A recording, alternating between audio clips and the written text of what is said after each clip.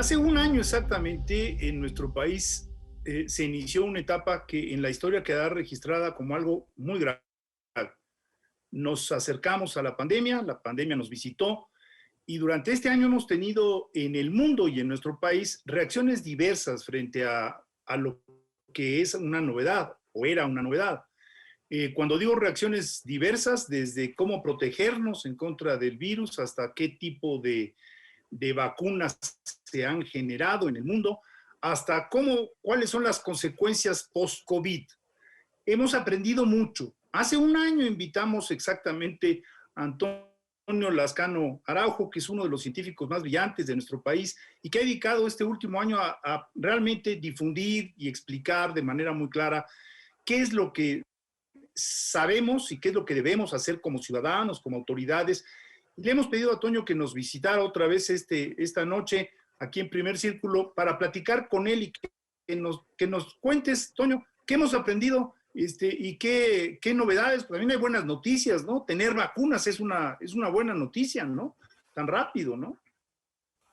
Efectivamente, yo creo que la mejor noticia, la más alentadora, es la rapidez, con la que se identificó el genoma del virus, con la que pudimos conocer con mucho detalle su información genética y utilizar eso para desarrollar vacunas que habían estado siempre en un limbo de si era posible fabricarlas o no, las famosas vacunas de RNA mensajero, que es una idea de una bióloga molecular brillante, Kathleen Caricó, y ante la urgencia rápidamente se empezaron a desarrollar esas vacunas. Tenemos en este momento, me enteré yo hace unos días, hay cerca de 300 vacunas en distinto grado de desarrollo, que es una cantidad enorme. 10 son las que prometen más. Y la buena noticia es que con los distintos grados de inmunidad que te dan esas diferentes vacunas, probablemente en unos meses vamos a tener una sobreoferta de vacunas, lo cual está muy bien.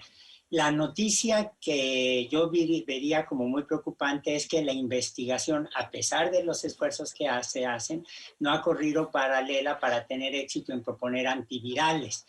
Es decir, ¿qué damos a los pacientes que son infectados y que empiezan a deteriorarse? En el caso, por ejemplo, de la influenza, sabemos que cuando son vacunados hay medicamentos que los rescatan de una situación ya mortal y eso ciertamente no lo... ¿Hay alguna explicación biológica por qué no hemos alcanzado ese éxito? ¿Es un virus muy raro o no se le puso suficiente recurso porque es más sexy lo de las vacunas? ¿Qué explicará que no hay un Tamiflu ahí disponible o aparentemente ni siquiera muy cerca de tenerlo?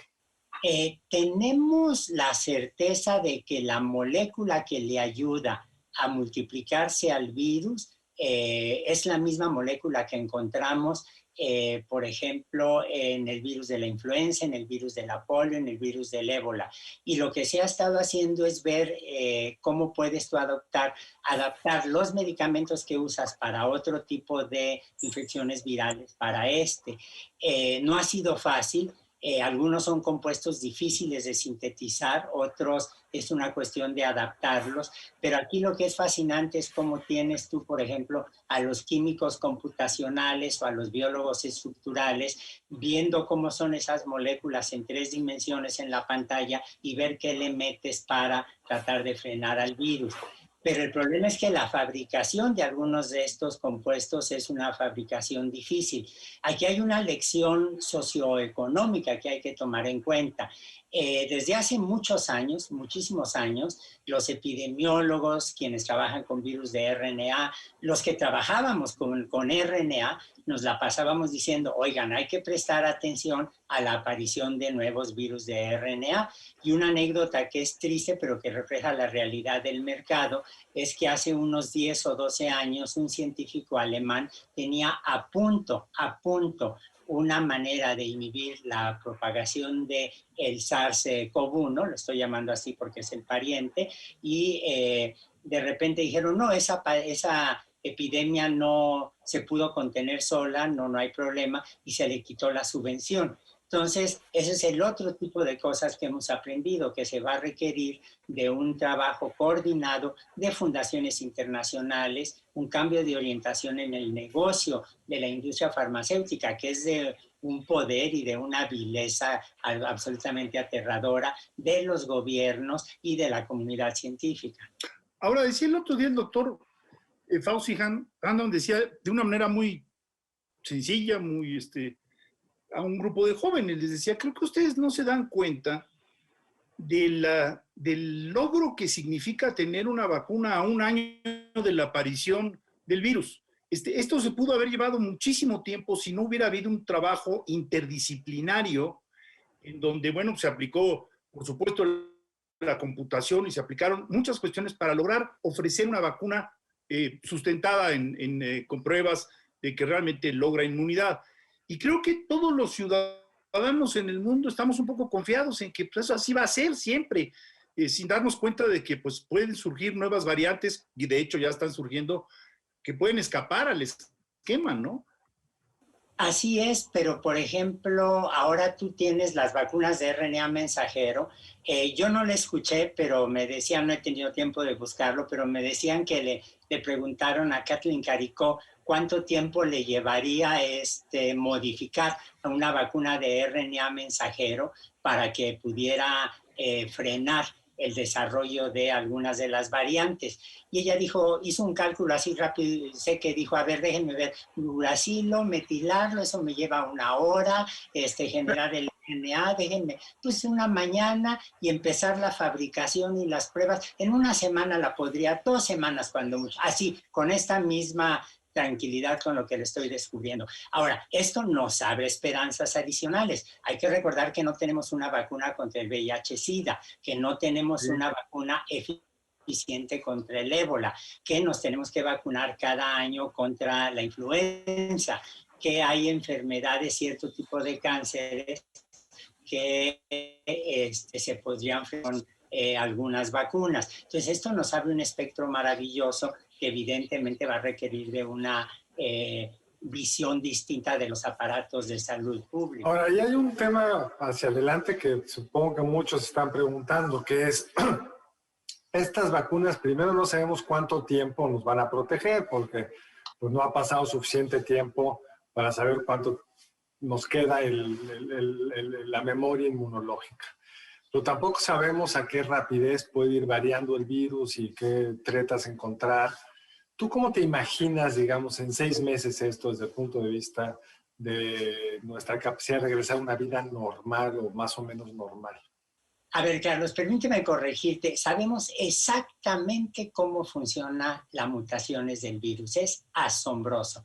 Yo en este momento te puedo presentar a estudiantes de licenciatura de mi laboratorio y te van a identificar los sitios donde el virus va a mutar sin ninguna rapidez, con mayor rapidez. Eso es algo que sabemos muy bien. Lo que tú quieres hacer es estar haciendo una vigilancia epidemiológica que ha cambiado. Ahora la comunidad médica, la comunidad epidemiológica, se tiene que dar cuenta que no nada más es hacer modelos matemáticos de cómo crece el número de casos, sino que ahora tienes que hacer lo que llamamos filodinámica. Es decir, que tú puedes seguir secuenciando muy rápidamente los genomas, puedes ver cómo se está dispersando una variante, con qué rapidez y en qué zona. Y en función de eso, planear, por ejemplo, medidas de movilidad reducida, intensificar ahí las campañas de vacunación, etcétera. Yo lo que creo que va a ocurrir es que en unos 6 meses vamos a tener un buen número de personas vacunadas en algunos países. Nos vamos a dar cuenta que probablemente el virus se queda entre nosotros para siempre. Eso no es raro.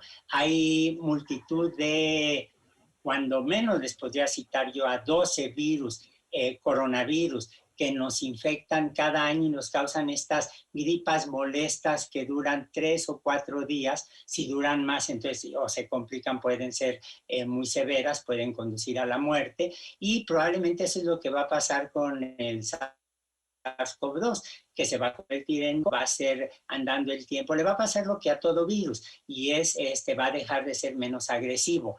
Los virus son un poco como los banqueros. Tú puedes exprimirle a una persona a quien le has prestado dinero el pago en una sola vez y arruinarlo, o lo vas exprimiendo a lo largo de 10 o 15 años con el pago de la hipoteca.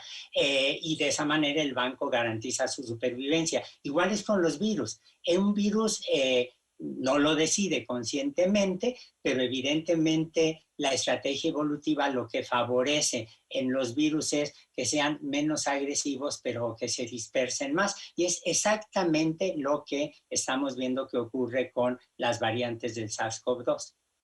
Ahora, el día de hoy, el doctor Fauci de nuevo hizo una declaración que a mí me parece muy importante.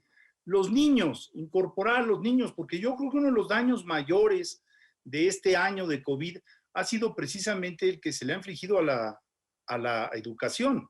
Es decir, por más sustituciones que ha habido de educación a distancia, etcétera, pues empieza a haber los reclamos justos de la necesidad de que los niños convivan.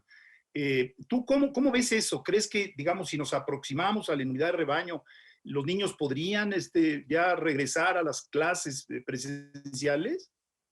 Yo creo que lo esencial es efectivamente inmunizar a los niños. En este momento vamos a tener nosotros un mosaico de inmunidades por las diferentes vacunas que se van a aplicar. Bueno, mejor eso que nada. Yo creo que ese es en este momento lo mejor. Pero a mediano plazo y ciertamente a largo plazo, tú lo que tienes que hacer es empezar a vacunar a otros sectores de la población, adolescentes y a niños, porque el virus, otra vez con esta analogía de los bancos, el virus se va a detener una vez que estemos vacunado frente a nosotros tres, pero evidentemente en los niños que en este momento puede infectar y causar enfermedades severas, venturosamente no es tan agresivo con los niños.